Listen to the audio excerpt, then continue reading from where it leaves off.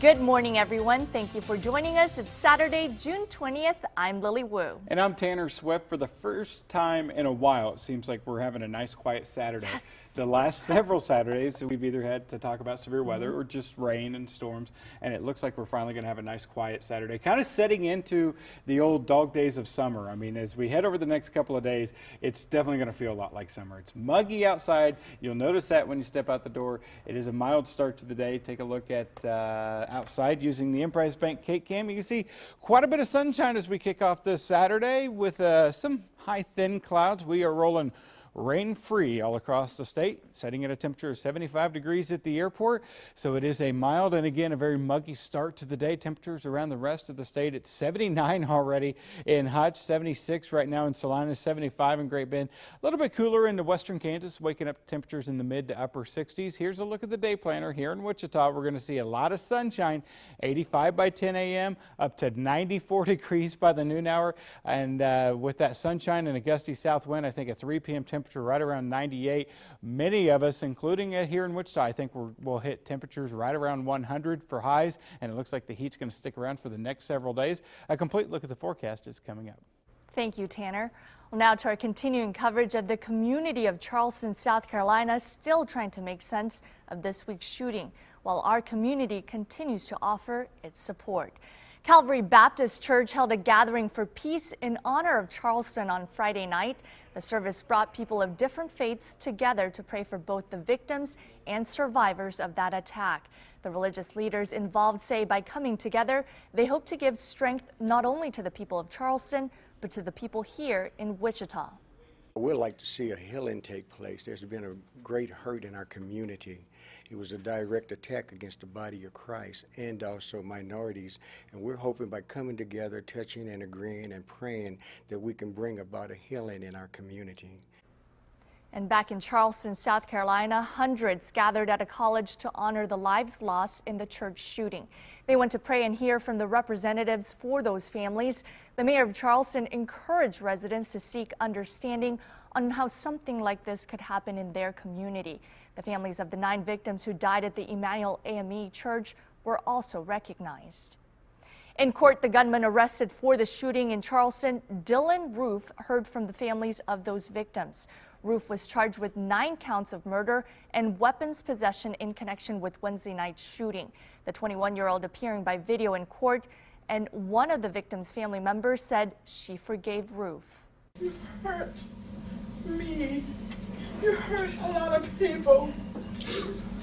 But God forgive you. And I forgive you. Roof's next court appearance is on October 23rd. South Carolina's governor is calling for the death penalty in that case. And the Justice Department is investigating the shooting as a hate crime. These murders have reignited a debate over the Confederate flag that flies on the South Carolina State House grounds. The president of the NAACP wants it removed, calling it a symbol of hate. Proponents say the flag is a symbol of heritage. Senator Lindsey Graham says the flag is not responsible for the deadly attack. It's him. It's not the book, it's not the movie, it's not the flag, it's him.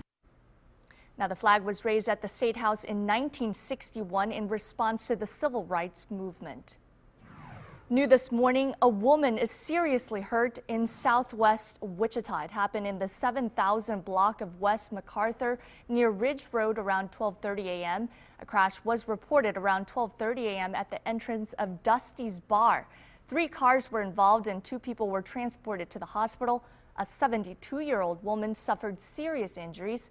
Sedgwick County deputies say alcohol may have played a factor. And there were several reports of earthquakes in Oklahoma from Friday night and Saturday morning. The strongest was a 4.2 magnitude quake in Edmond around 12:10 a.m. Some viewers in Wellington reported feeling a tremor. A Kansas City man is charged with robbing a federal bank in Johnson County. 50-year-old Daryl Hunter robbed United Missouri Bank in Prairie Village. Hunter is accused of walking into the bank and writing a deposit slip saying he had a gun and to put the money in the bag. If convicted, he faces up to 20 years in prison. In the KAKE news on your side, personal safety. Frightening moments for a Wichita man who tells police he was attacked in his own front yard by 2 men. This happened Wednesday evening near Central and Hillside on Orchard Street. KAKE's Monica Castro talked to the man about the scary situation.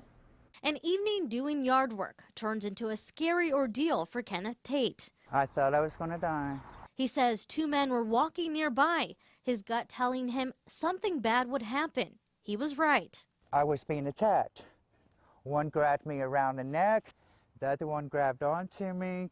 There was a gun pointed to my ribs. Kenneth tried to fight off his attackers and run away. We ended up over here on a walkway where I was pushed down on the ground with the gun again being shoved in my face, telling me, "Give me your wallet."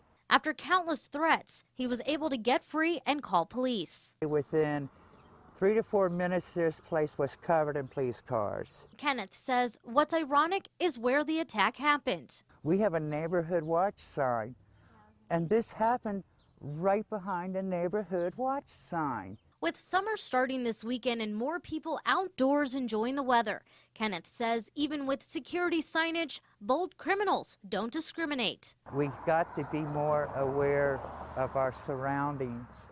This could have happened to anyone.